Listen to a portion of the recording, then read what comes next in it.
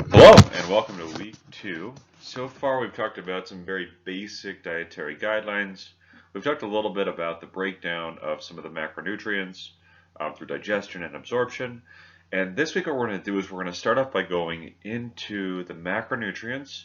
And so that is carbohydrates, fats, and proteins. And macronutrients are nutrients that we need in larger amounts. So we have macros and we have micros. Micronutrients are vitamins and minerals, and the macronutrients are carbohydrates, fats, proteins. Carbohydrates, fats, proteins, we need those in grams, many grams. Um, Micronutrients like vitamins and minerals, we need those in milligrams or micrograms. And there are 1,000 milligrams in 1 gram. So the amount, again, of micronutrients that we need is much smaller than the macronutrients. Not that they're less important than the macronutrients, they just are needed in smaller amounts. So let's go ahead and get on to carbohydrates.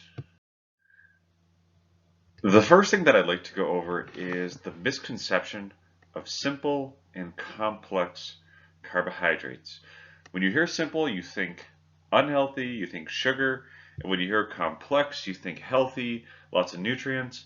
The simple fact of the matter is that simple carbohydrates are just very short sugar molecules, whereas complex carbohydrates are long. So complex carbs, they can be healthy, but they also may be unhealthy. And simple carbs, they can be healthy and also unhealthy. To make this simpler, understand that we're really only dealing with either sugar or fiber when it comes to carbohydrates. Starches, they might be long sugar molecules linked together, but they're still just sugar. And then fiber is its own category. But with carbohydrates, we're either working with sugar in simple form or complex form and fiber.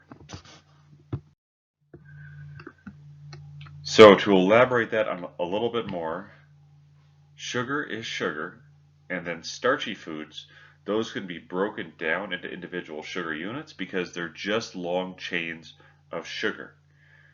So sugar and starch are basically the same thing, but they come in different forms.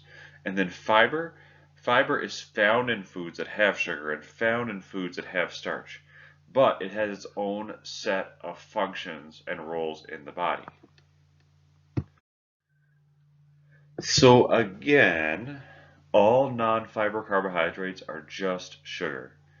If we're eating a sugary food, then the individual molecules are either going to be by themselves or latched to just one other sugar molecule in that food. But if it's a starchy food that we're eating, like a potato or a piece of bread, we still have just sugar molecules, but those sugar molecules are actually connected to one another. Now, it's not to say that if we have an apple, which is a simple carbohydrate, or a sugar, it's not to say that it's just going to have 3 molecules. It's still going to have millions and billions of molecules, but the molecules won't be connected like the starchy molecules are for the bread and the potato and the pasta. Starch molecules can have just 10 units of sugar connected to one another, or it can have 100 or 1,000 or 10,000 molecules of sugar all connected to one another. However, when it's broken down, it's going to be broken down into individual sugar molecules.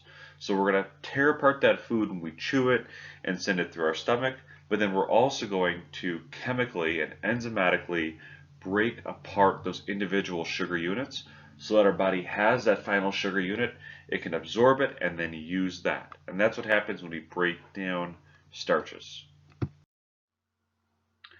So again, what we'll do is we'll take that long sugar molecule, we'll break it apart slowly but surely chemically to the point where that longer sugar molecule is a shorter sugar molecule, and then to the point where it gets to just 2 sugar molecules together, and then finally it's going to get to that final piece of sugar that can be absorbed, that's going to go through our small intestine to our liver, and our liver is going to convert that into whatever we need it to.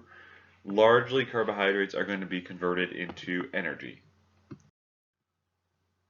All right, checking up on a few things that we've covered so far in this class. First of all, what is the name of the rhythmic contractions that occur that move food through the GI tract? Secondly, which macronutrient provides us with energy for slower movements? And three, which macronutrient is least efficient at providing us with energy? And why is that? So take a couple of minutes to go over this. You could go ahead and pause this right now, but try to answer these questions.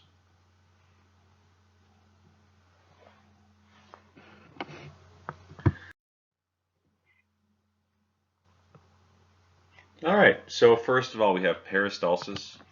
That's that wave-like rhythmic contraction. It's going to move food through our GI tract.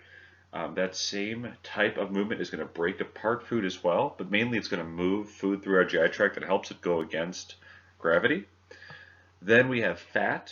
Fat's going to provide energy for lower intensity exercise. And then the least efficient macronutrient in providing energy, that is protein. And that's because, one, it takes a long time for us to convert protein into actual energy. And two, it's going to require the breakdown of our own protein stores in order to use.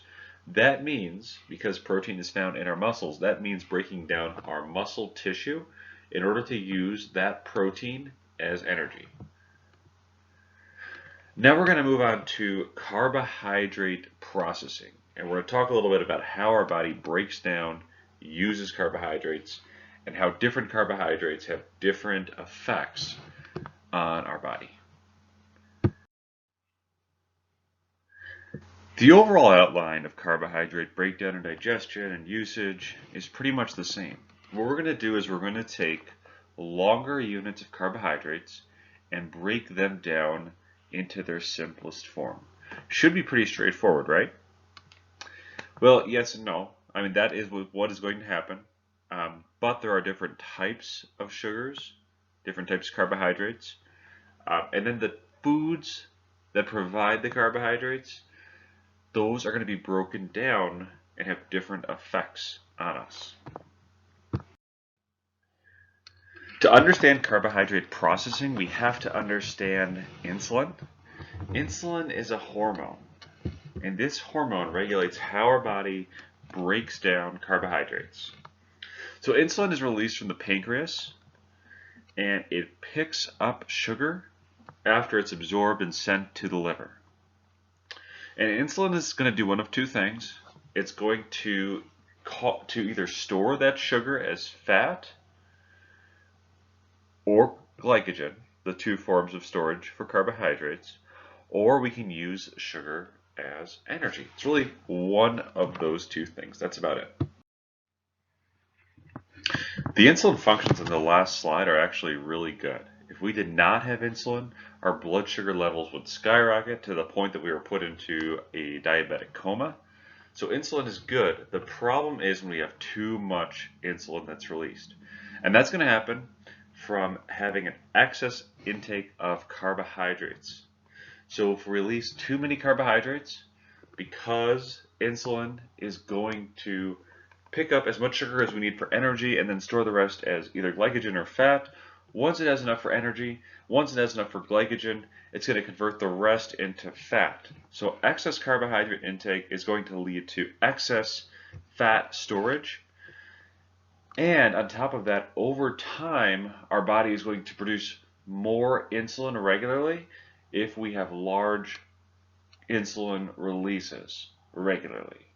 So what that means is our body becomes a little bit less effective at releasing the appropriate amount of insulin.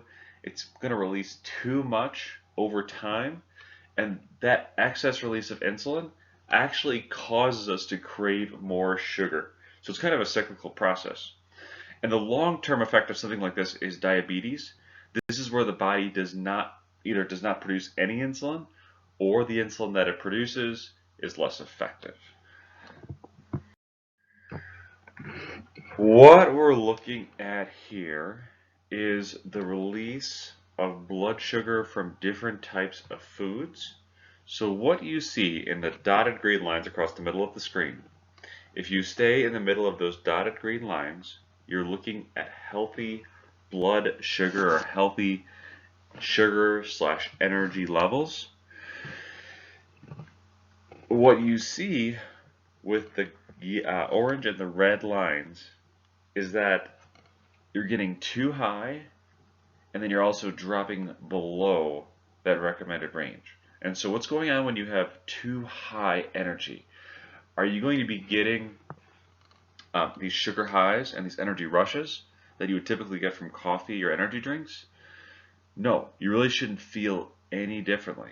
All that's happening when you have excess sugar highs that are outlined here is you are just having extra sugar that's picked up and being converted into fat. That's basically it. If it gets too high, that can lead to a whole set of other problems, but we're not too worried about that right now.